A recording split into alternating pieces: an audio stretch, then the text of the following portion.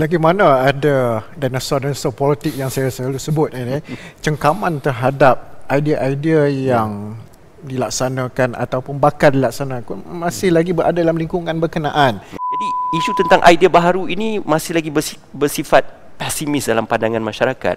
Apa Dr. Taufik juga setuju akan adanya idea dan kelahiran gagasan baharu?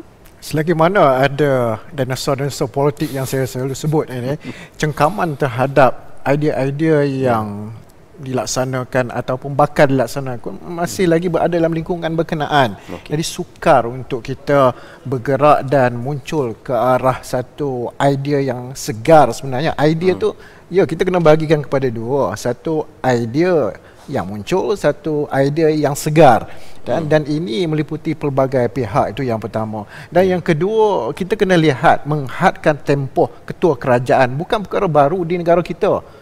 Kita pernah buat dan sedang buat, iaitu di Pulau Pinang. Ya, kita menghadkan kepada dua penggal.